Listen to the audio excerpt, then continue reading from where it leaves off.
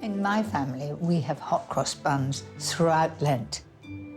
I love them with lots of butter, and when they've been about for a few days, I toast them with more butter on. They're a bit of a palaver to make, but I promise you, it's worth a try. I've got all my ingredients weighed out and ready. First of all, strong white flour.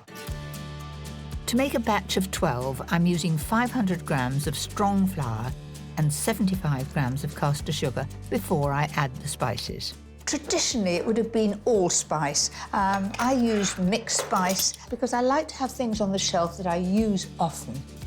In go 2 teaspoons of mixed spice to 1 of cinnamon, 10 grams each of yeast and salt, making sure to put them on opposite sides of the bowl.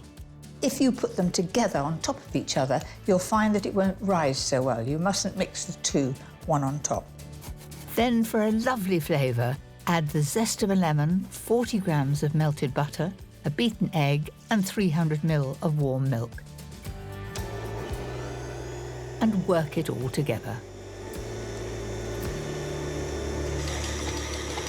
Right, that's all come together. Let's have a look. That's it. It looks just about right. Now for the fruit, I like a generous helping of mixed orange and lemon peel and plump sultanas. You might think it's a lot of fruit in my buns. I like them heavily fruited and a bit of a luxury bun. That goes back in the mixer before being left to rise for an hour and a half. A quick knead, then back in the bowl for a second rising. When I first made hot cross buns in the 60s, I only used to do one rising, and the result was rather close textured buns. So with having a double rising of the dough when it's in one piece, you get a wonderful open texture. Now I'm ready to shape the buns. Everybody's got different ways of rolling. You can just bring it in from the side like that. And if you're very proficient, you can do it with 2 hands. If you've watched the true bakers doing it, I shall do it with 1, because that's how I get on. It takes a bit of practice, this, I can tell you. So you press them down and then bring your hand up again. There we are. Then cover the baking sheets for an hour for a final proof. That's just as they should look. They've joined up, they're a good size, but they're without their crosses. Use a simple flour and water paste to pipe across the top.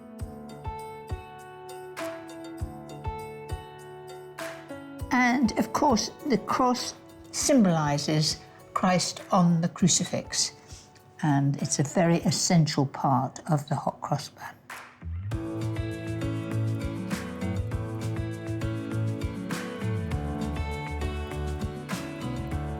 Now into the oven at 200 fan for 15 to 20 minutes.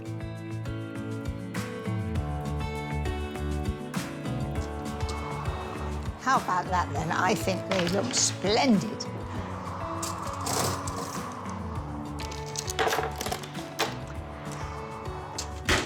But what's lacking is a lovely glaze on top.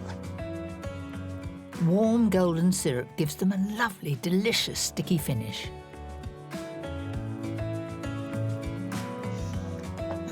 Do you know, the moment I've cut those in half, the spices are hitting me. I can't wait. I'm really proud of these. They taste absolutely superb. They're light, they're full of fruit, and I shall enjoy these all over Easter, not just Good Friday.